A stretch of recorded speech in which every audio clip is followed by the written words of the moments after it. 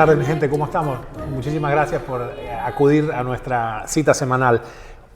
Nosotros tenemos una peculiar conversación hoy con Ricardo Montans, que hace nada menos que freediving. Freediving es un extraño deporte, extraño para nosotros que vivimos en la tierra, en la superficie, y consiste, como ya vamos a ver, y seguramente has visto en el tráiler, en nadar por debajo del agua sin respirar, básicamente, de diferentes maneras. Puede ser a lo largo, puede ser hacia abajo, que es fascinante todo. La razón por la que estamos con Ricardo acá, que ya van a ver que además es múltiple recordman, Aquaman de Argentina, lo vamos a ver de inmediato. Así que bienvenido, Ricardo, es un honor tenerte aquí. Muchas gracias y un gustazo por la invitación. Muy buenas tardes a todos, ¿cómo están? Estoy muy contento de estar acá y muy interesado por todo este tema, ¿no? Qué bueno. La cuestión entonces es, nuestra audiencia, Ricardo, para que sepas, es una audiencia culta, interesada, y es un extraño tópico, pero en el contexto de lo que podría ser perfectamente la peste bubónica del siglo XXI, que es el cáncer, hay esta cuestión de la tremenda influencia de la civilización industrial sobre la morbilidad. O sea, mientras más industrializado está un país, más civilizado es, más grande la mortalidad por cáncer, la morbilidad. ¿Y a qué viene todo esto? Ustedes se preguntarán, con un recordman de nada menos que del freediving, de la apnea dinámica, de la natación submarina, llamémosle.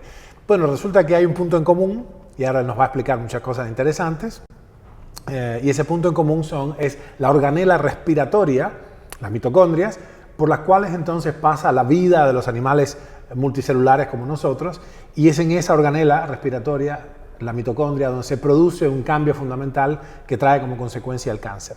Así que bueno, vamos a ver todo esto. Contanos un poquito cómo es que te acercaste a esta cuestión de básicamente pasar un sofoco debajo del agua. ¿Cómo fue? Bueno, de chico tenía muchos problemas respiratorios, entonces mi mamá me enviaba a natatorios a nadar por todo el tema del vapor y trabajar justamente mis músculos respiratorios. Y bueno, me atraía siempre el hecho de estar por debajo, ¿no? Me sentía mejor estando por debajo que estando por encima. Yo creo que tiene que ver también un poco con, por ahí, tener un reflejo de inmersión, esto que te pone cómodo en el agua. Entonces, bueno, mucho tiempo trabajé natación y bueno, siempre llamaban la atención a mi mamá, decirle, venga, que su hijo no nada por arriba, no hace crawl, se pasa siempre por debajo del agua, ya no sabemos cómo contenerlo.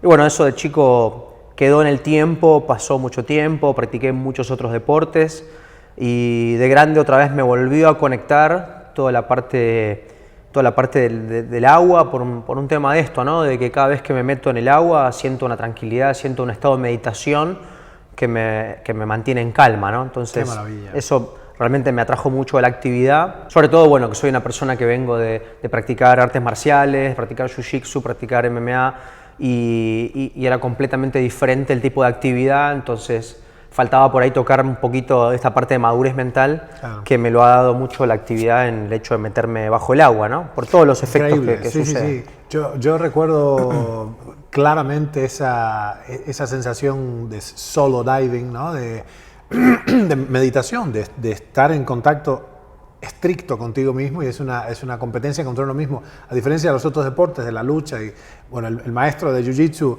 de Ricardo fue también mi primer maestro de Jiu-Jitsu, mi querido amigo Luciano, a quien hace muchos años no veo, pero bueno, estamos ya conectándonos otra vez. Y Luciano Correa, pueden googlearlo, es un maestro de Jiu-Jitsu argentino, genio, total. ¿no?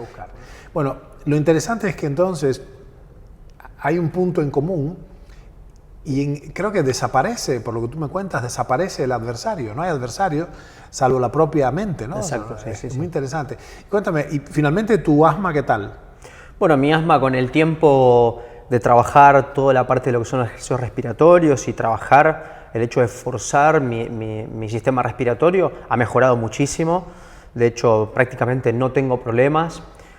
Bueno, este año, después de 4 años de todos los inviernos irme a entrenar a islas en el Caribe con mi instructor Walid Boudiaf, me ha pasado que este año de vuelta en Buenos Aires, volviendo a la humedad, el cambio de clima tan repentino y demás, he vuelto a tener problemas respiratorios. Claro.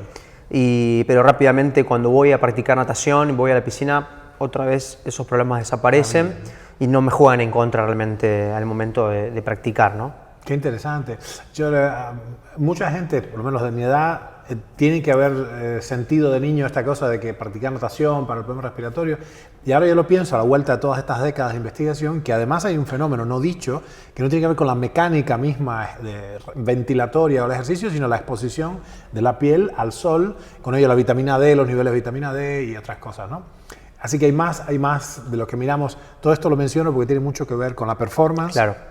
Y con la prevención. Se ha visto que la vitamina D tiene un tremendo efecto protector, y ciertamente el ejercicio tiene un tremendo efecto protector contra el cáncer y a favor de toda la vitalidad, o sea, prolonga la vida, etc. Bueno, ahí teníamos un punto en común. ¿Cómo ustedes ven cómo una persona que arranca teniendo esencialmente dificultades, yo he visto además, ya van a ver ejercicios de pranayama que tú haces y todo, y cómo desarrollaste un físico y una capacidad muchos órdenes de magnitud por encima de la media, así en términos, ¿cuál es tu apnea en reposo, la más grande que recuerdas haber hecho? Bueno, realmente con el tema de la apnea, también volver un poquito para atrás con el tema del asma, me pasó que la adaptación a la apnea, a poder retener más tiempo la respiración sin necesidad de tener ganas de respirar, que eso habla, ¿no?, que el cuerpo está adaptado a tener menos necesidad de ventilar, claro, para poder retener oxígeno y sentirse bien. Me ha pasado, por ejemplo, este año con el tema de que me he vuelto a enfermar con el tema del asma, que no sentía esa desesperación por respirar o por tener que irme corriendo a nebulizarme o aplicarme Ventolin, porque mi respiración, a pesar de que era con mucha dificultad, era suficiente para mantenerme en buen estado, poder seguir yendo a nadar, poder seguir yendo a entrenar CrossFit. O sea, esa adaptación fue muy buena, mejorando, ¿no?, mis capacidades. Qué bueno, ¿no? Qué bien. En capacidad en reposo, ¿vos te referís a? Apnea en reposo, apnea basal, digamos, puede ser sin movimiento. Bueno, apnea sin movimiento, preparándome, he llegado a 7 minutos 40 de apnea estática. 7:40. 7:40. Estática, sí. Estática, completamente quieto, con una preparación previa a la apnea, con una meditación previa.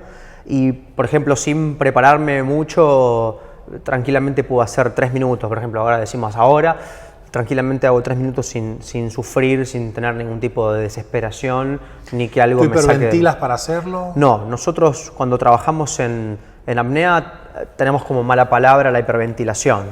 La hiperventilación provoca que lavemos el dióxido de carbono en nuestro cuerpo, y al lavar el dióxido de carbono no ayudamos a disparar lo que es el RIM, lo que es el reflejo de inmersión mamífero, que de alguna manera nos ayuda a aguantar más tiempo la respiración, porque bueno, cuando se dispara este reflejo tenemos vasocontracción periférica, tenemos bradicardia, y bueno, eso hace que nos sintamos mucho más cómodos al momento de aguantar, ¿no? Espérame, que es fascinante este tópico porque nos conecta con algo de la filogénesis. Yo quisiera que, para que ustedes puedan contextualizar lo que significa lo que él está diciendo, que ustedes hagan ahí ahora, mientras estamos hablando, que hagan un intento de apnea.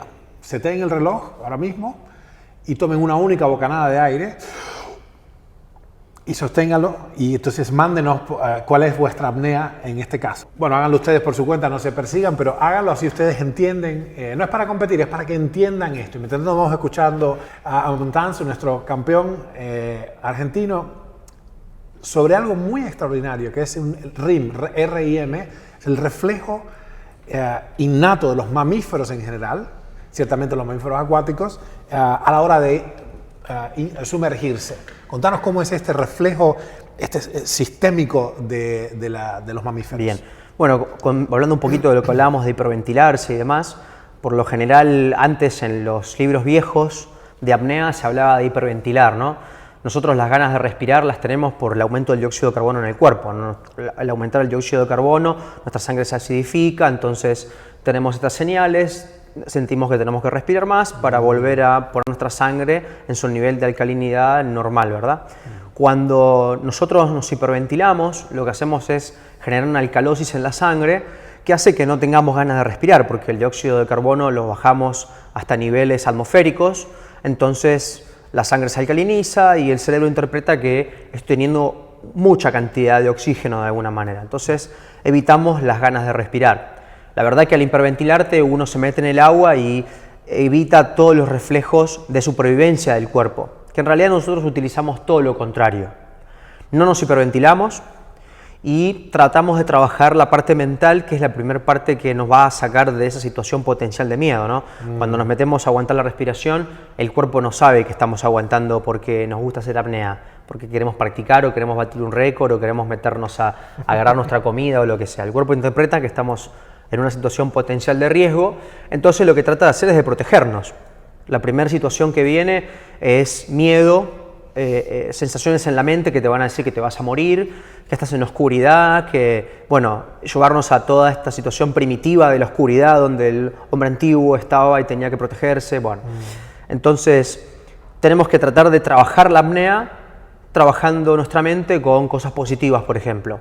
Inundar nuestra cabeza de recuerdos buenos, sonreír. Yo digo a mis alumnos que canten canciones, que traten de evitar y de correr ese instinto primitivo de la mente para que recreamos ese momento con bienestar.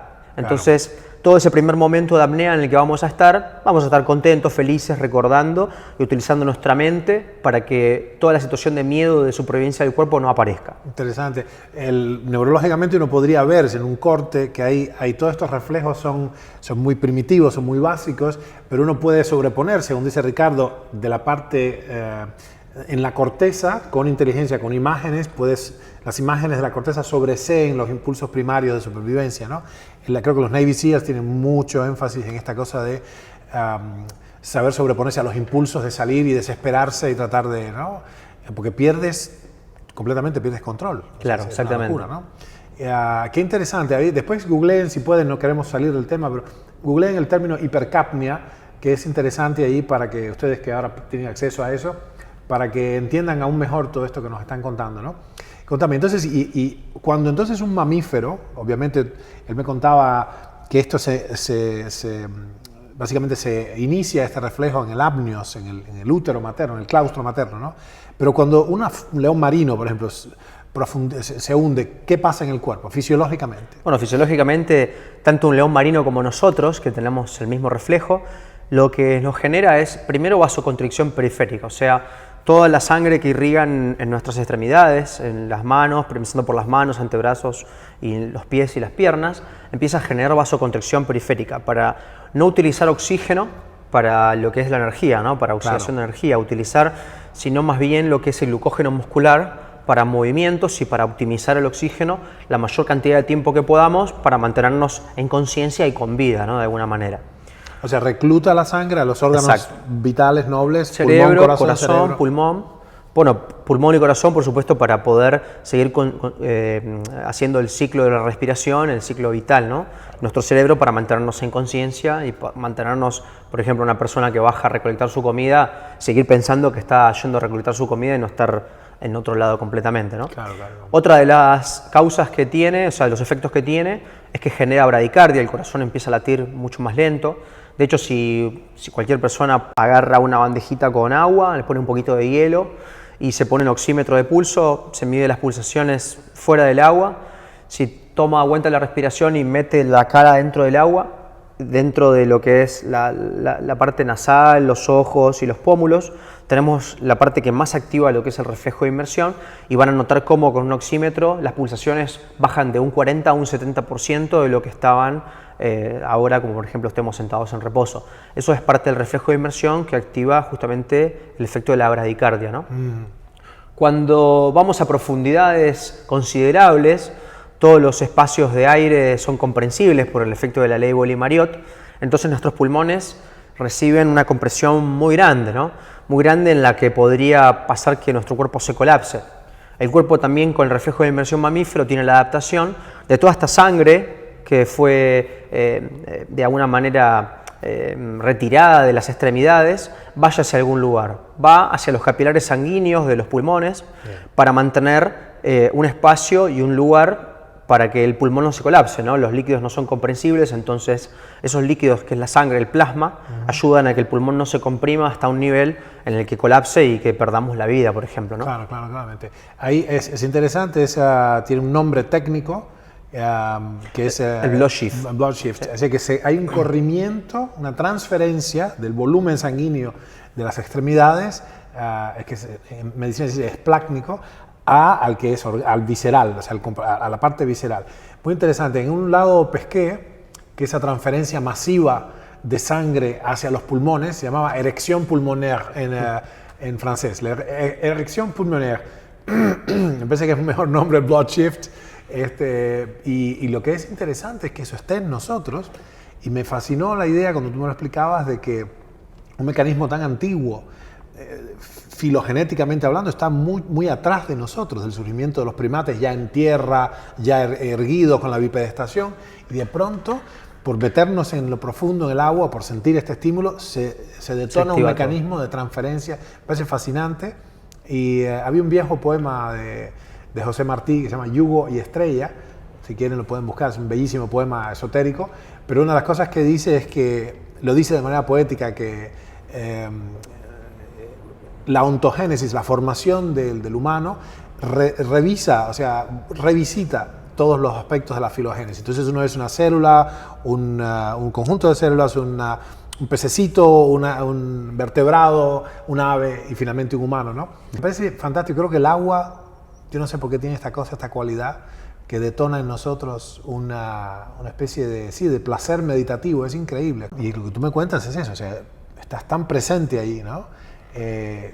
Probablemente de la manera más pacífica posible. O sea, estás sumergido en el... ¿no? En la calma, en la paz, en el silencio, pero siempre muy concentrado, ¿no? Porque en el tiempo pasó de los apneístas con Jacques Mayol, con todo el tema del yoga y el trabajo muy místico, a hoy un trabajo más deportivo, un trabajo que tiene más que ver con adaptaciones fisiológicas del cuerpo y de estar muy presente y concentrado como cualquier deportista de cualquier deporte, como lo que hablabas antes de una persona que hace lucha y demás, ¿no? Antes era como que las personas se tiraban en la profundidad, en el mar, y bueno, y voy y llego, y la mística no. Ahora se trabaja mucho más detalladamente en lo deportivo, en lo fisiológico, claro, en la alimentación, claro, y en un montón de otras cosas, como por ejemplo dentro del reflejo de inmersión mamífero también hay un efecto que es la compresión del vaso sanguíneo, que hace liberar mucho más cantidad de glóbulos rojos, justamente para que tengan más afinidad con el oxígeno y podamos retener más cantidad de oxígeno para la performance o en el cuerpo sobrevivir de alguna manera, ¿no? Claro. Porque son todos reflejos de supervivencia del cuerpo. Claro, claro, claro. Entonces trabajamos y tratamos de potenciar eso. Lo interesante es también esto que vos hablabas, ¿no? Cómo dentro de lo primitivo, capaz que una persona jamás en su vida, por ejemplo, sintió una contracción diafragmática. Cuando nosotros aguantamos la respiración y entramos en todo este modo de hipercapnia, que hace que tengamos vasoconstricción periférica, la bradicardia, nosotros lo que tenemos es una adaptación muy fuerte a la supervivencia. Una persona por ahí puede superar la parte mental o no, pero por ahí en su vida nunca hizo apnea y se mete a hacer apnea y siente una contracción diafragmática. Una contracción diafragmática lo que hace es que la persona vuelva a iniciar la respiración luego de haber pasado toda esta parte mental, que es la que dice, bueno, a ver, tenés que salir, y uno se queda, aguanta, pero después el cuerpo quiere sacarlo de ese lugar, porque el cuerpo intenta seguir sacándonos de esa situación potencial. Y por ahí una persona yo tengo alumnos de 60 años que nunca en su vida tuvieron una contracción diafragmática, y llegando al punto de las contracciones, tienen la contracción como cualquier otra persona. O sea que acá todo el mundo puede practicar este deporte, o todo el mundo puede experimentar estas adaptaciones, ¿no? Porque es parte del ser humano. Qué interesante, sí. Lo que resulta, yo te iba a preguntar en el medio, no te quise interrumpir, en cuanto, como tú has explicado, que el vaso se aprieta, es muy vascularizado este órgano y se aprieta para ceder toda su sangre. La pregunta es, ¿el intestino, por ejemplo, está visto que otros órganos también cedan sangre? ¿Sabemos eso? Si el intestino... se sabe, por lo menos lo que se sabe, es un deporte muy nuevo, ¿no? Que se está investigando un montón de cosas y los deportistas cada vez van avanzando mucho más. Por otro lado, tengo la experiencia de tener una alumna que tuvo un accidente de chica, un golpe que se dio y le quitaron el vaso completamente, ¿no? Yo he tenido mis dudas cuando fui a entrenarla, sobre todo la parte de profundidad. Tenía mis dudas, como decir, bueno, a ver, todo este reflejo de inmersión mamífero, ¿cómo va a afectar a esta persona sin tener el vaso? Bueno, la verdad es que ha bajado profundo y no ha tenido ningún problema, y de hecho es una chica, y es de las alumnas que más apnea estática tiene de todos, a pesar de faltarle este órgano. El vaso, ¿no? Sí, el vaso con B alta para ustedes.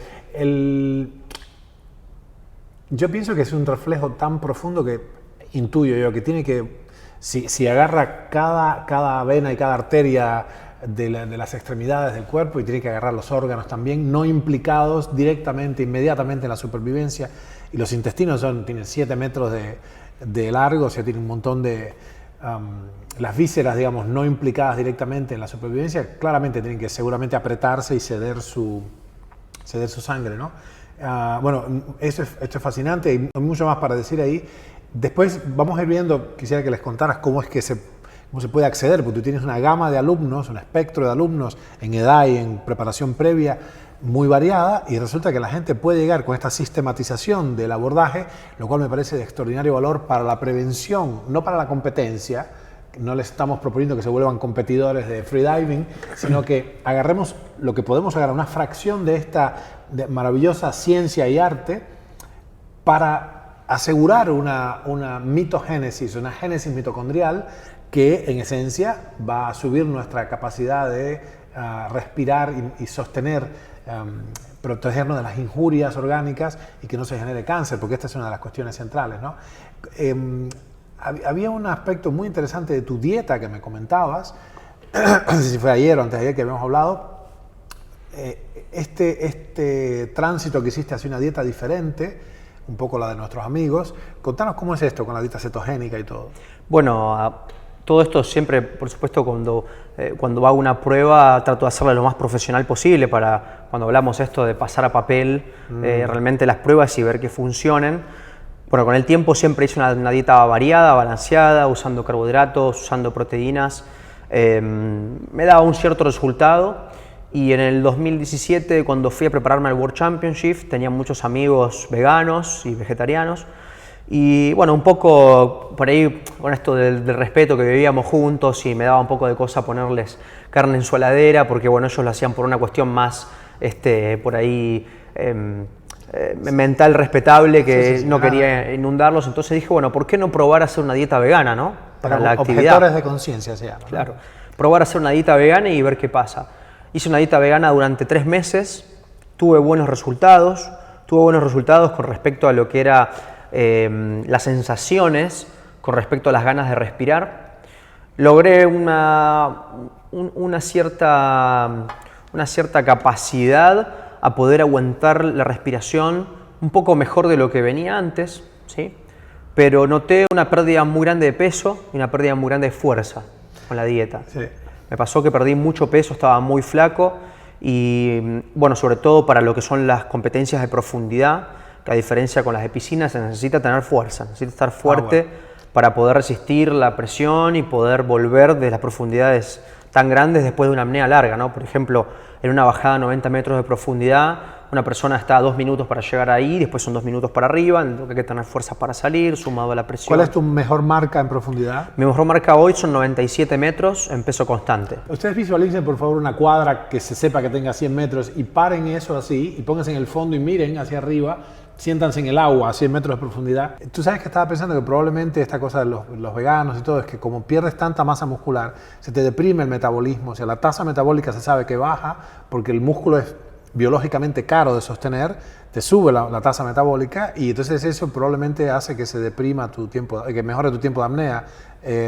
Es un artefacto, es espurio, no es que mejoró tu optimización mitocondrial, sino que la demanda es menor porque el metabolismo es más bajo, ¿no? No sé si es un buen método, para ti ciertamente no, porque en profundidad está frito. No me funcionó, lo probé, lo quería probar realmente y probarlo bien. Fueron 3 meses que realmente hice dieta absolutamente vegana. Disciplinado como eres. Disciplinado como hay que hacerlo, sin consumir, la verdad, azúcares, o sea, simplemente los carbohidratos, ¿no? Pero bueno, no me dio muy buen resultado. Este año que pasó, ahora... Bueno, tenía unos objetivos muy marcados, quería llegar a 100 metros de profundidad, con la dieta vegana había llegado a 85 en competencia y tenía muy marcado los 100 metros de profundidad, quería como que esa marca mística hacerla, me preparé y charlando con mi instructor, con Walid Boudiaf, que hoy fue mi mentor, fue la persona que me armó y quien me entrena y quien me aconseja, es más que un instructor, es un hermano. Bueno, él estudia mucho y trabaja mucho con el tema de la dieta cetogénica, con grasa y proteína, y me dijo, mira, vamos a probar este año esta dieta porque vemos estudios con deportistas de alto rendimiento y realmente el rendimiento fue muy grande. Yo le dije, bueno, che, mira, Walid, el tema es, yo tengo problemas de tengo problemas. Mi papá tiene problemas de presión alta, ACV. Digo, voy a hacer esta dieta y me voy a terminar yendo a tener alto colesterol y un montón de cosas. Claramente, todo por la falta de conocimiento, ¿no? Claro. Digo, vamos a comer grasa todo el tiempo. Lo empecé a probar, el cuerpo se fue acostumbrando porque también lleva un proceso corto de acostumbrarse a comer carne y grasa, proteína y grasa, perdón. Y la verdad es que al mes que empecé a practicarlo, ya noté un rendimiento muy alto en lo que es la fuerza. Y a raíz de la fuerza que me dio y la resistencia, se fue de la misma mano ligado a tener mucho más apnea. Porque yo creo que de alguna manera necesitaba menos estímulo nervioso, o yo lo noté por ese lado, para mover o para tirar de la cuerda, necesitaba hacer menos esfuerzo que antes, lo que hacía que la apnea me durara mucho más. ¿Y cómo entrenabas ahí? ¿Cambiaste el entrenamiento también o entrenabas más? El entrenamiento lo hicimos muy parecido a lo que hace un mamífero marino, ¿no? Un mamífero marino baja a hacer una actividad, a cazar, a parearse. Bueno, nosotros no bajamos a parearse, pero por ejemplo hemos bajado a hacer pesca submarina, a trabajar y a hacer esfuerzos físicos sometidos a la presión en profundidad, ¿no? Tratábamos de trabajar y de hacer pasar el tiempo bajo el agua, y cuando llegábamos a un momento en el que se notaba ya una hipoxia, empezar a hacer un ejercicio y un esfuerzo físico fuerte, luego de un trabajo de hipoxia. Hay documentación al respecto, es muy interesante, y yo le había propuesto a algunos atletas que consultan con nosotros de elite, de los deportes que nada tienen que ver con el agua, y que tienen alguna deficiencia de hemoglobina, una suerte de talasemia, ¿no? Anemia del Mediterráneo, etc. Estos estímulos específicos, no como más carga, porque tienen mucha carga física, sino estos estímulos sistemáticos de apnea funcionales, digamos, porque esto a través de HIF, el factor inducible por hipoxia, claramente da órdenes al riñón que segregue eritropoyetina, que entonces le dice a la médula que empiece a fabricar más sangre, y es es una clara adaptación. Lo interesante es que, por lo que tú me cuentas, igual hay muchos más misterios en lo que tú estás narrando, muchos más factores. La dieta cetogénica no solo te proveyó de la energía necesaria, no de los carbohidratos, sino de las grasas, sino que además te dio los factores de biogénesis. Pudiste fabricar mitocondrias, pudiste fabricar organelas respiratorias para hacer semejante esfuerzo, ¿no? Una cosa tremenda, ¿no? ¿Cuántas atmósferas de presión hay a esa profundidad? Bueno, a 97 metros de profundidad, pongamos redondo 100, tenemos 11 atmósferas de presión.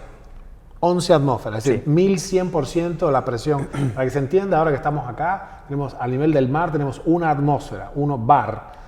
Allá abajo hay 11 veces la presión, o sea, 11 atmósferas. O sea, estamos en un mundo, es como otro planeta. Estamos en una fisiología enteramente diferente. Qué impresionante. ¿Te costó incidentalmente?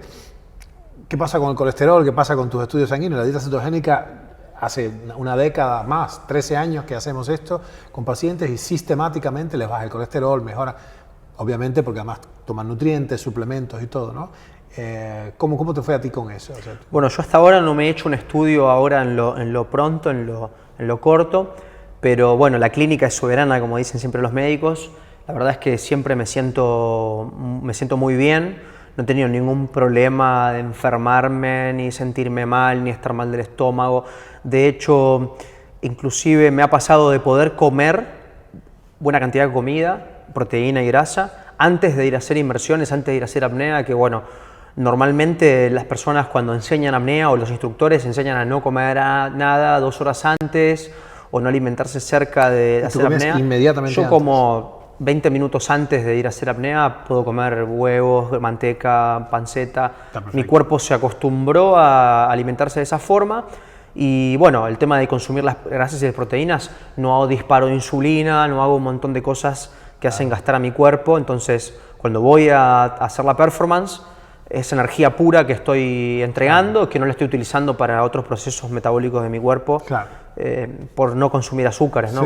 Carbohidratos. Sí, que te va rompiendo todo. Tú me contaste, o sea, la exposición crónica a los carbohidratos simples, la hiperglucemia crónica, que viene de la mano de la hiperinsulinemia crónica, realmente hace un desastre. Finalmente destruye por varias razones, destruye los vasos sanguíneos. Y aquí hay 2 problemas, discutíamos antes de empezar nuestro programa, con con Ricardo la cuestión de uno de los peligros de esa brutal presión que sufre el pulmón, que es la ruptura de los vasos sanguíneos de los alvéolos, y esto tiene que ver el tejido conectivo, la vitamina C, etc.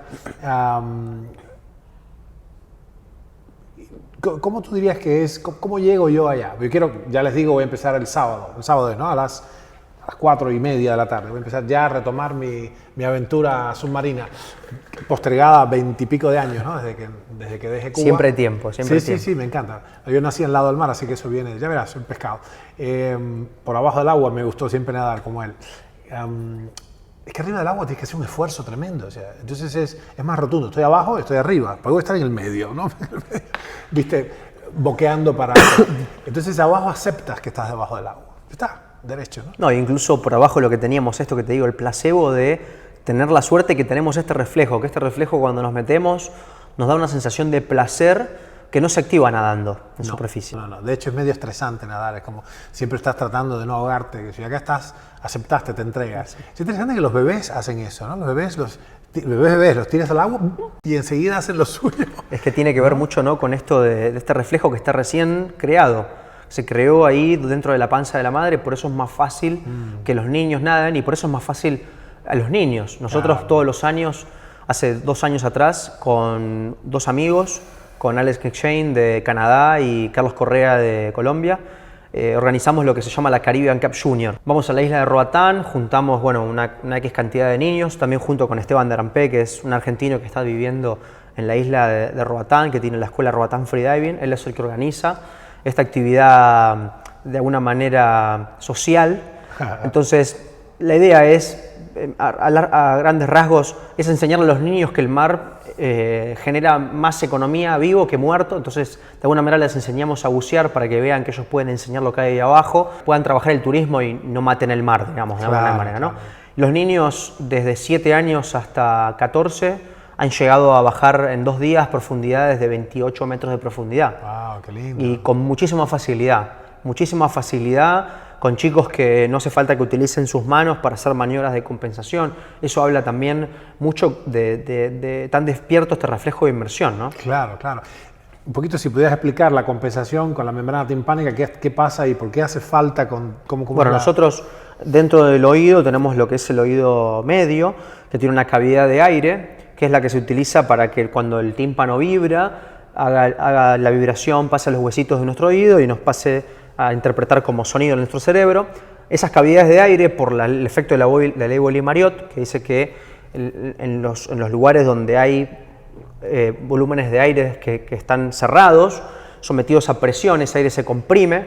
Al comprimirse nos genera dolor, nos puede lastimar. Nosotros lo que hacemos son maniobras en las que utilizamos el aire o de nuestros pulmones o de nuestra boca para abrir nuestro tubo de Eustaquio, que es un tubito que tenemos acá adentro, desde el oído medio hacia las fosas nasales, que está hecho justamente para que las personas puedan ventilar todo lo que es la mucosidad y que el oído se ventile y no se enferme de alguna manera.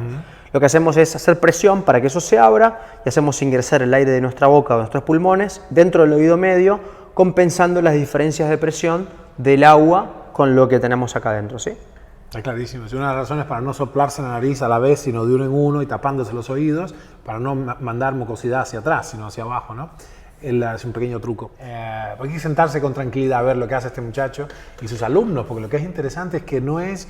Obviamente él es una persona extraña, me refiero a... Bueno, you're a freak, pero en el mejor sentido posible.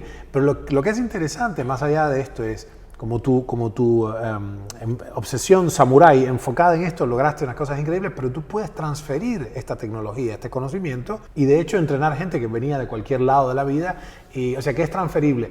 Les repito, la razón por la que estamos aquí hablando hoy de esta cosa que parece no tener nada que ver con el motivo que nos trae a esta conversación sobre el cáncer y la influencia de la civilización, es que esto es transferible, esto es entrenable, y esta es una de las puertas hacia preservar nuestra función mitocondrial, que ya sabemos que es exactamente el fiel de la balanza en la carcinogénesis. Una función mitocondrial deteriorada inexorablemente lleva tarde o temprano frente a las noxas, a las injurias del medio, al desarrollar el cáncer, sea una virus, bacteria, toxina, lo que fuera que nos lastima, ¿no?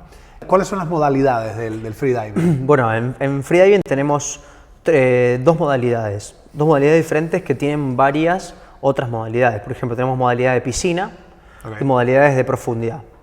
En modalidades de piscina tenemos la prueba que es apnea estática, que se trata de aguantar la respiración el mayor tiempo posible, completamente quieto, flotando en superficie, siempre en el agua, ¿no? Porque ayudamos también con este contacto en el agua porque activa el reflejo de inmersión, entonces utiliza y hace que los apneístas tengan mejores performance, ¿no? Por ejemplo, bueno, en mis marcas personales es la única marca que no tengo récord nacional, porque bueno, es una marca que no la he practicado para ir a competir. Vamos a ver si ahora puedo llegar a hacer algo en alguna competición. Pero bueno, mis marcas, cuando empecé aguantaba 40 segundos y hoy tengo mi marca personal de 7 minutos 41. Vamos a tratar de hacerlo oficial. Luego está lo que es apnea dinámica sin aletas, que viene a ser recorrer la mayor distancia en piscina, o sea, llegando a un lado, tocando el muro, volviendo, tocando el muro, todas las veces que puedas. Eso suma metros, y el que haga mayor cantidad de metros, no importa el tiempo, es el que gana. En esa modalidad, actualmente tengo el récord nacional, hace ya del año 2015, ya hace 3 años que está sin batir ese récord. Tengo 125 metros de distancia. Bueno, una competición en Chile que estuvimos en el 2015. Perdóname, ¿hay diferencias de género, por ejemplo, o de edad? Se compite hombres contra hombres, mujeres contra mujeres. Esto, digamos que tiene la misma posibilidad una persona joven que una persona de mayor edad, ¿sí? Es interesantísimo. Hagan una pequeña pausa. Fíjense, tienen un único grupo y eso tiene iguales posibilidades los jóvenes que los maduros, como yo.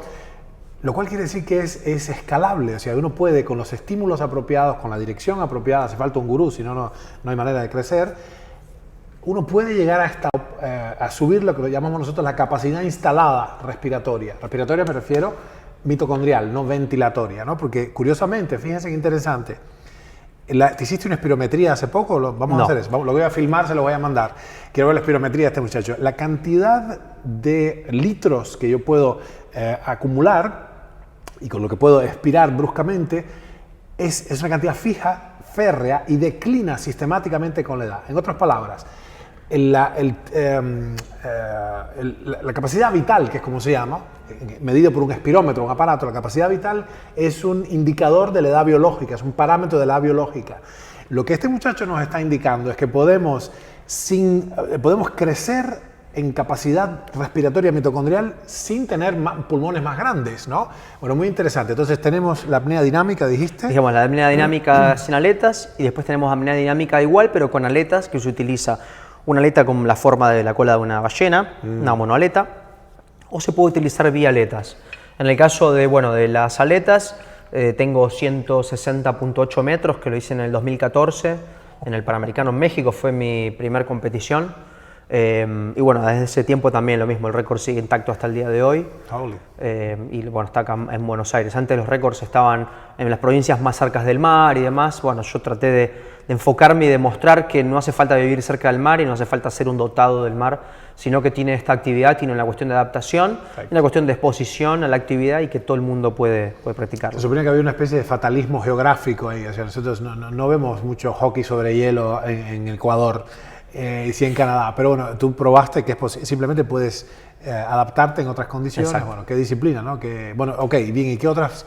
Luego están las disciplinas de profundidad del mar, que ya son las más complejas, las que más me gustan, las que me he dedicado más tiempo, que se tratan de alcanzar la mayor cantidad de metros de profundidad bajo el mar con diferentes modalidades.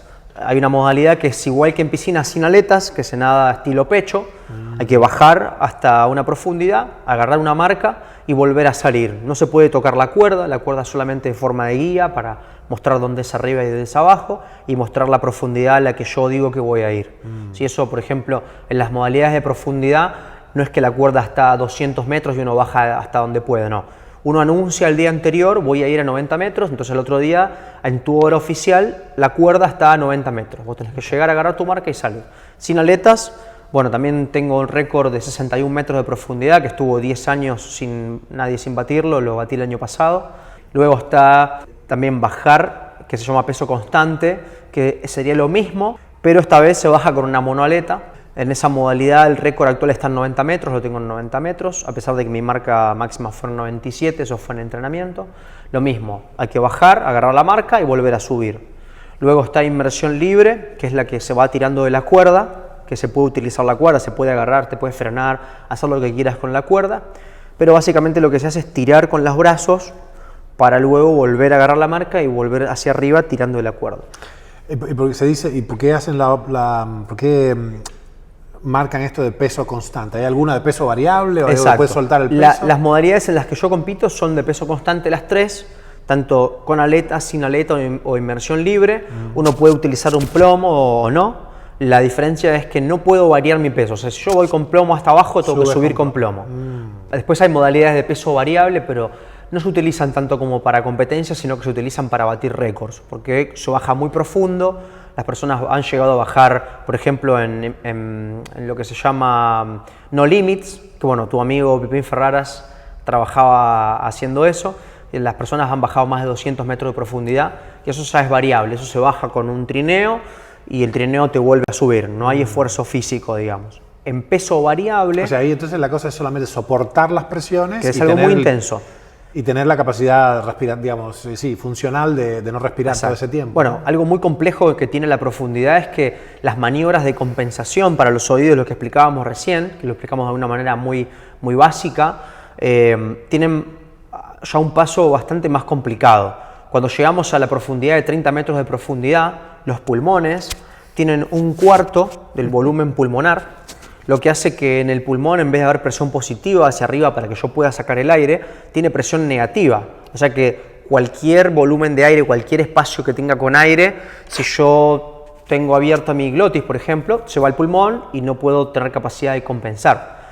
Nosotros lo que utilizamos es una maniobra que se llama mouthfeel, llenado de boca, que lo que hacemos es, antes de llegar a los 30 metros de profundidad, que es esta profundidad de fallida en el común de las personas, lo que hacemos es llenar nuestra boca de aire, hacer como un hámster, hacer así y llenar la boca con todo el aire que podamos. Luego cerrar la glotis, mantenerla completamente cerrada y utilizar ese aire de manera muy detallada y muy dosificada para ir metiéndolo por las trompas de Eustaquio, para ir logrando estirarlo lo más que se puede para llegar a la profundidad. Donde abramos la glotis o perdamos el aire, ya no hay más bajada, tenés que volverte. Entonces, por eso les decía que hay que ir muy concentrados, si no rompemos el tímpano, ¿no? Wow. Bueno, es tremendamente compleja la situación. Qué control tremendo que hay que tener. O sea, hay que estar muy concentrado y más. Esto es una cosa personal. Tú encuentras algo que yo me encontré en la lucha. Yo en vez de hacer jiu-jitsu, finalmente me abría hacia una forma de jiu-jitsu sin kimono, que es la lucha libre, que por razones mías, que nada, tocaba un instrumento, me rompía las manos, ponía acupuntura 20 años atrás. Y después me enamoré del el grappling sin no gi, ¿no? Sin kimono. Pero lo que sí vi es que había una transposición de esa sabiduría del cuerpo al resto de la vida. Entonces adquirí de alguna manera, un amigo mío, Agustín Davaro, dice que el jiu-jitsu es un problema complejo. Y tienes que resolver un montón de cosas y tienes cosas encontradas. ¿Tú has encontrado una transferencia de esto, de este fascinante deporte a tu vida diaria? ¿Cómo ves? ¿En qué cambió tu vida este camino?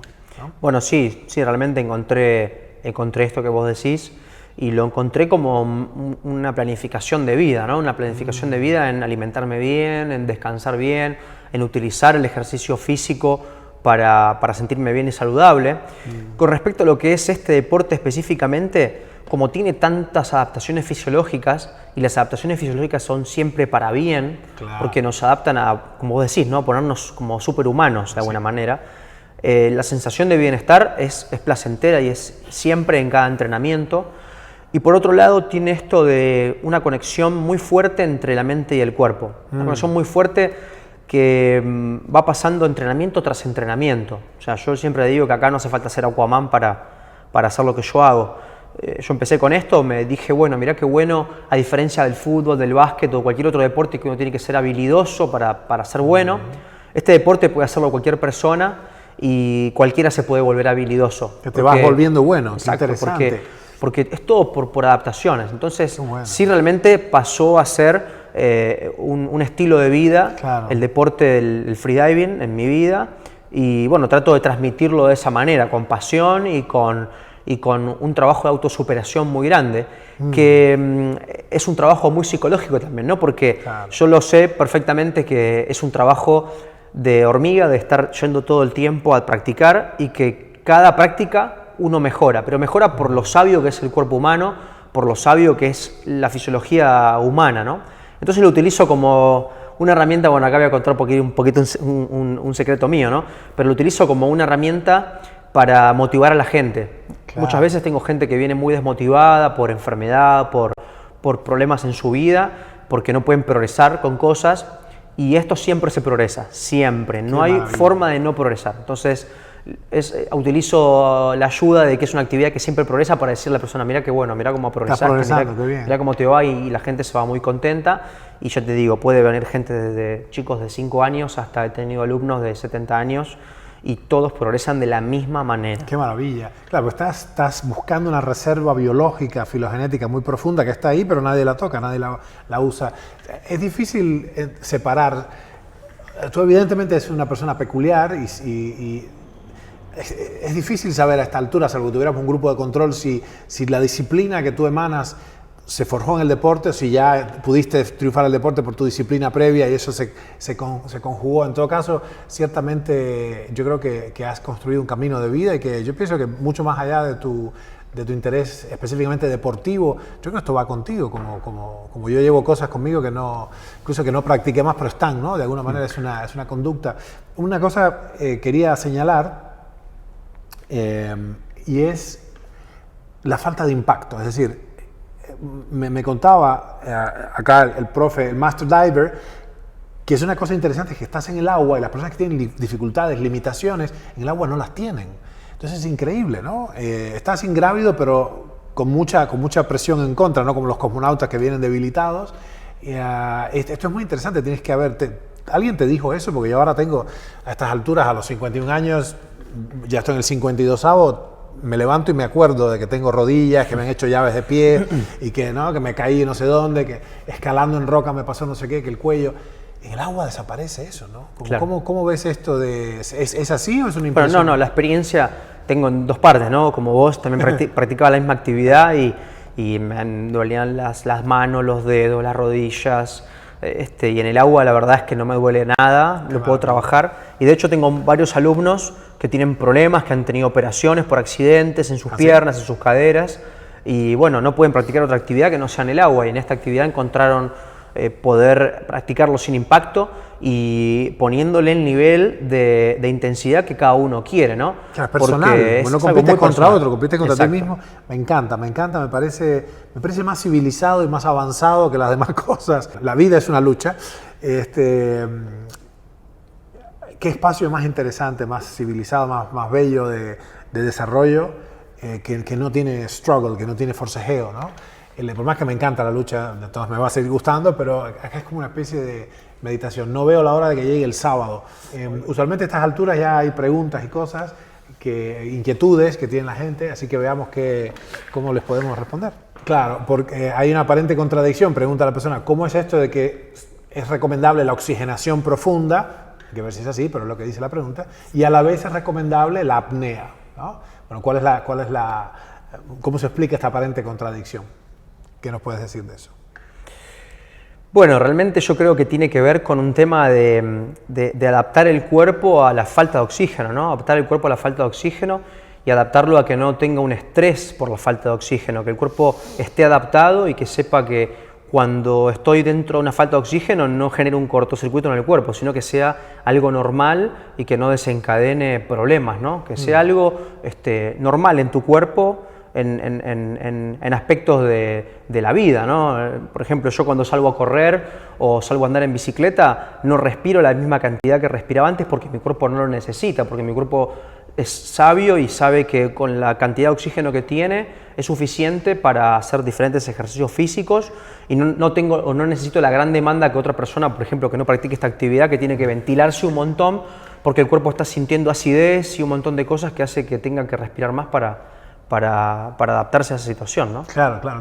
Hay una serie de experimentos clásicos de la biología celular, de alumnos de Warburg, de hecho, de Otto Warburg, el primero que notó esto de que las células cancerosas eran anaerobios facultativos, es decir, no respiraban aún en presencia de suficiente oxígeno como para hacer una combustión de la glucosa, lo que se llama la fosforilación oxidativa. Y este particular científico, que se llama Dean Burke, dirigió 40 años el laboratorio de fisiología del Instituto Nacional del Cáncer y es un poco el traductor de Otto Warburg en Occidente, del alemán al inglés, ¿no? Y él hizo un experimento muy sencillo. Cuando tú estresas con hipoxia regular a un tejido de cultivo, por debajo de un cierto umbral, que es 35%, a veces en cierto modelo se producía un daño irreversible de la respiración mitocondrial de esas células y se producía una especie de cancerificación de esas células de cultivo. Pero lo que hay que entender, entonces aparece contradictorio, pero lo que nos explica acá el profe, el Master Diver, es que la magia de esto está en que esto ocurre en el organismo como un todo. Es decir, es posible adaptarse, como nos lo demostró su propia historia y sus alumnos. La clave está en hacerlo de a poquito. Hay una magia que tiene que ver, y esto no lo saben los bioquímicos que están acostumbrados, los biólogos celulares que están acostumbrados a ver un cultivo. Los cultivos no tienen elasticidad adaptativa. Los organismos tenemos una enorme elasticidad adaptativa. Y entonces, por eso es que mediado este HIF que dijimos, factor inducible por hipoxia, respetuosa y suavemente exponer al cuerpo de manera progresiva a pequeños periodos de apnea, suscita una respuesta de adaptación fisiológica al ejercicio cuyo final es una hiperoxia, o sea, como tú describías, finalmente después no necesitas respirar tanto porque vives inundado de oxígeno porque has cambiado tus vasos sanguíneos, tu corazón se ha hecho más eficiente, los pulmones, el diafragma, las mitocondrias, a veces se triplican las mitocondrias. Una célula normal puede tener 400, 500 mitocondrias, puede llegar a tener 1200, 1400 si ha sufrido los estímulos y ha podido generar la mitogénesis, la regeneración mitocondrial, ¿no? Suficiente, ¿no? Espero que hayamos podido responder eso. ¿Qué más? Es interesante, es una pregunta técnica. La pregunta dice, ¿cómo se practica esto? ¿Qué tiempos de apnea habría que hacer como práctica repetitiva para generar una respuesta adaptativa que proteja del cáncer y otras enfermedades? Bueno, nadie mejor que este maestro para preguntar cómo se crece en la capacidad de apnea. ¿Cómo dirías cómo se practica esto? Bueno, lo mejor para practicar esto siempre, por supuesto, es con alguien idóneo que te pueda enseñar para no fallar, para no hacer cosas que no funcionan. Y lo que tratamos de hacer en la escuela, bueno, a pesar de que en mi caso soy un apneísta puro de competencia, ¿no? La escuela no vende eso, no vende puramente competencia, sino que vende la actividad para cualquier persona y para cualquier capacidad, sea alguien muy joven o alguien muy grande. Lo importante y lo que hacemos es trabajar las apneas desde lo más cortito, o sea, empezando desde muy poco hasta llegar a esto que hablábamos antes, que hay una primera parte que trabaja esta parte mental, que el cuerpo se activa con la hipercapnia y hace que tengamos miedo y demás. Lo que tratamos de hacer es siempre trabajar la apnea hasta antes de sufrir estrés, ¿sí? Antes de trabajar estrés. La verdad es que para competencia y demás se trabaja un poco más con estrés. Pero para empezar yo creo que no hace falta estresarse porque es un camino lento y que nunca se va para atrás y siempre se va paso a paso hacia adelante. O sea, no hace falta entrar en estrés de apnea, sino que de a poquito, hasta antes de llegar al estrés, uno sale y siempre se guarda y se recrea buenas sensaciones. Entonces a uno le da ganas de entrenar. Si uno cada vez que va a entrenar trabaja con sensaciones de estrés y un día estás cansado y sentís sensación de estrés y no vas a ir a entrenar. Claro. Entonces, de esta manera nosotros con este método tratamos de que nunca sientan estrés. Entonces, al momento de que terminan el trabajo o lo que sea, la hora de ir a hacer apnea, me voy, desarman el bolso y se van a la clase porque la clase les genera bienestar y les genera estas buenas sensaciones, ¿no? Claro, me parece interesante que las limitaciones de la oxigenación subestresantes igual son eficaces. Es decir, por lo que nos está enseñando nuestro mestre, no requiero llegar al estrés. Y ahí un poquito responde la pregunta, ¿cuál es el riesgo? Bueno, ninguno. Si uno observa esta particular filosofía de no pasarse del estrés, aparentemente vas entonces empujando tu capacidad instalada, tu capacidad respiratoria mitocondrial, suavemente, ¿no? Sin estrés. Me encanta. O sea, es una especie de panacea. Hay que hacer algo con esto para que todo el mundo se beneficie, porque no tiene impacto. Es lindo, realmente es relajante, uno igual se mueve mucho y no tiene riesgos. Y de paso tiene un efecto colateral, que es la adaptación, vamos a decir, fisiológica para resistir todas las enfermedades degenerativas. Bueno, brillante, ¿no? ¿Qué más, gente? Claro, la pregunta dice, es muy interesante, ¿cuál es la diferencia entre la apnea del sueño y la apnea submarina, más allá de que una es voluntaria y la otra no? Buena pregunta. Y las consecuencias que tiene cada una, claro. Ahora vamos a ver. Bueno, en nuestro caso particular, nuestras apneas, cuando practicamos la actividad haciendo apnea deportiva de alguna manera, tratamos de alimentarnos bien, de hidratarnos bien, o sea, es algo consciente, no lo hacemos de manera consciente. Con respecto a lo que es la apnea de sueño, bueno, no soy médico, entonces no tengo muy bien los fenómenos por qué suceden, pero en grosso modo me imagino que al estar durmiendo uno no se puede ni hidratar, ni alimentar, ni contrarrestar todo lo que puede generar estados de apnea, ¿no? Porque uno lo hace de manera inconsciente. Sí, sabes que es fatal porque hemos encontrado evidencia científica en la literatura ya cada vez más alarmante. Son muchos periodos, decenas y decenas de periodos por noche donde uno no respira, suspende la respiración durante segundos, muchos segundos, incluso medio minuto. Bueno, sabes que está asociado con el cáncer, o sea, excluyendo los demás factores de riesgo, la apnea del sueño parece despertar el cáncer. De hecho, hay papers, hay estudios científicos que se llama así, la apnea del sueño despierta el cáncer, ¿no? Ellos lo ven más, los autores de ese ensayo lo ven más por el lado del sistema inmune, qué sé yo, pero yo estoy en nuestro entorno, tenemos una explicación, un modelo teórico para explicar eso, que es el modelo de la crisis mitocondrial, de la crisis respiratoria celular en condiciones de reparación orgánica. Básicamente hay un enorme incremento del riesgo de padecer enfermedades degenerativas cuando algo tan crucial como la respiración y el sueño no andan bien, ¿no? Y sí, claramente entrenarlo resuelve ese problema. Me gustaría ver después entre tus alumnos y si hay estudios más grandes hechos acerca del impacto salutífero, digamos, del freediving en otros aspectos de la vida, ¿no? Entendiendo que la apnea libre competitiva, el freediving competitivo es muy exigente, pero salvo accidentes, yo lo que veo que todos ustedes son unos monstruos, realmente son unos tipos extraños. Pipín Ferrara era una especie es una especie de delfín, es un tipo, es un campeón cubano, yo era vecino de él cuando era niño en Cuba y era me acuerdo ese enorme pecho así, bueno, yo lo conocí cuando tenía mucho pelo, ya no tiene, pero es evidentemente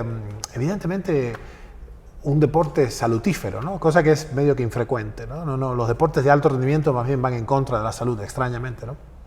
La pregunta dice, no quedó claro a alguien por qué no es buena la hiperventilación antes de esto. Hiperventilación es...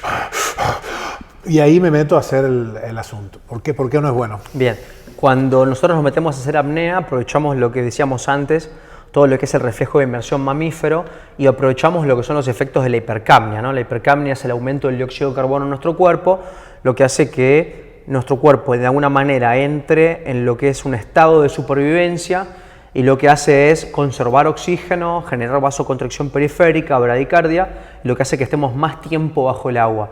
Cuando yo me hiperventilo, lo que hago al hiperventilarme es dejar mis presiones parciales de dióxido de carbono al nivel que tenemos en el aire. En el aire tenemos una presión parcial de dióxido de carbono de 0.04, ¿sí? En nuestro cuerpo, cuando exhalamos, esa presión aumenta 100 veces, ¿sí? Aumenta 100 veces más del momento a exhalar, ¿sí? Tenemos 4 al momento de exhalar el dióxido de carbono. Cuando nosotros generamos una hiperventilación, al dejar esos niveles tan bajos, hacemos que dentro de lo que es, de alguna manera, los modos de apnea, si ponemos en una tabla, hacemos un gráfico, yo cuando empiezo con el dióxido de carbono al nivel normal de mi sangre, lo que debería estar, ¿sí?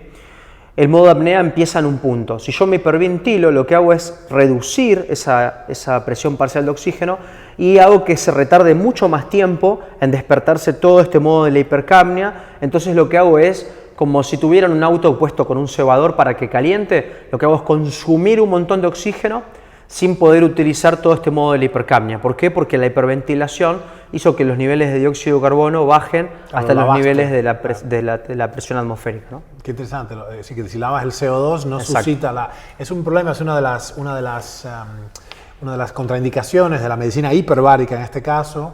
En algunos puntos, en algunos momentos hay peligros con quien tiene roto este reflejo. y no sienten la necesidad de respirar, ¿no? Es decir, cuando sobresaturas de oxígeno, si no tiene su CO2 alto, no quiere respirar y básicamente dejan de respirar adentro de la cámara. Es una locura, es gravísimo, ¿no? Una persona cuyo aparato respiratorio está muy roto, ¿no? No es este problema. Yo te escuchaba pensar y me decía, es 0.04 la presión parcial de oxígeno, de CO2 atmosférico, y bueno, la de oxígeno es 0.21, una cosa así, con lo cual es 5 veces más grande el oxígeno que el CO2. Si uno rompe ese balance, no está bueno. Yo toda la vida hiperventilé para meterme por debajo del agua cuando entrenaba en piscina en mi casa. Y ok, es un error, porque encima solo, ¿no? Solito, claro. Si no me da la ganas de salir, igual me daba ganas de salir, pero claramente, bueno, ven la importancia de tener un maestro, esto es muy importante, ¿no? La pregunta dice si el entrenamiento de apnea se puede usar para tratar la disfunción mitocondrial. Habría que definir, la pregunta está pobremente estructurada, porque hay que ver a qué se refiere con disfunción mitocondrial. Hay enfermedades mitocondriales muy serias, que son enfermedades genéticas y tienen un sinnúmero de... son defectos innatos del metabolismo. Esto viene por herencia mitocondrial, por herencia materna, matrilateral exclusivamente. Quisiera que la pregunta se definiera mejor a qué se refiere el que pregunta por disfunción mitocondrial. ¿Se refiere a enfermedades genéticas mitocondriales que son sumamente graves o se refiere al deterioro, a la vejez de las mitocondrias? ¿Cuál de las dos es? ¿Nos aclararon? Sí, por deterioro o por enfermedad. Claro, muy bien. El deterioro mitocondrial a que se refería la pregunta es si la práctica sistemática de la apnea puede ayudar, y estoy seguro de que sí, es obvio que sí, por los resultados, por sus obras le conoceréis, el deterioro mitocondrial. Déjenme decirles rápidamente, para los que no estén enterados de esto, que no solo en el cáncer es fundamental el deterioro mitocondrial, hay una masa crítica, hay una cantidad crítica de función mitocondrial por debajo de la cual, si se pierde mucho, no hay manera de sostener la carcinogénesis, va a surgir de todas maneras.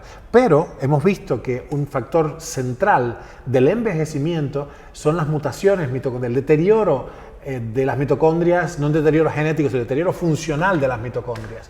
Así que bueno, ¿cómo tú ves en personas mayores, por ejemplo, como un servidor, cuánto se adaptan? Eso respondería a la pregunta. ¿Nos adaptamos, no nos adaptamos, mejoramos o no mejoramos? Sí, se adaptan, la verdad que muy rápido, muy fácil. Bien. Y a veces hasta incluso con una cierta facilidad más que alguien más joven. Creo que tiene que ver con un tema, bueno, más que nada de una madurez mental, ¿no? Ok, un aspecto de una disciplina, no fisiológica. Sí, porque claramente, bueno, qué buena noticia, te ha respondido eso.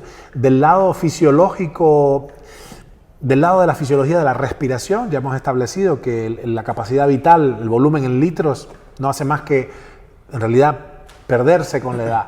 Y es una muy buena noticia que podamos compensar esa pérdida de capacidad vital ventilatoria con la práctica sistemática de la apnea deportiva. La pregunta, hablamos de eso. Pregunta a alguien, la audiencia, si la cámara hiperbárica sirve para reemplazar o tiene el mismo efecto, calculo yo, que el trabajo submarino. Bueno, no hay manera. No hay manera. Es diferente, ¿no? Es exactamente lo contrario, claro. Claro. De hecho, conversábamos con Ricardo que hemos en nuestro rol de coaches científico-técnicos de los equipos de elite olímpicos argentinos, en el ciclo pasado, en la campaña pasada, que terminó en Río 2016, Río de Janeiro, las Olimpiadas, una de las cosas que hacíamos era ir a lugares altos, como Tafí del Valle, por ejemplo, o La Paz, en Bolivia, precisamente donde hay muy poco oxígeno, ese es hipobaria, para que hubiera un efecto parecido al hacer apnea.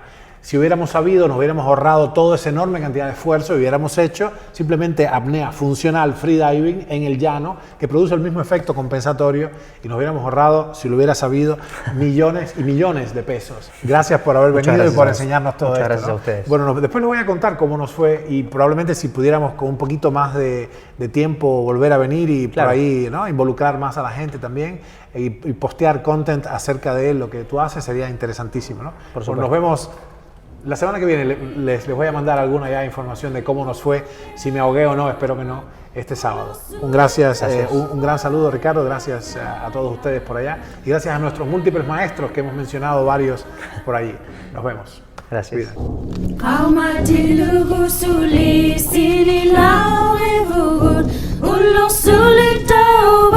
María.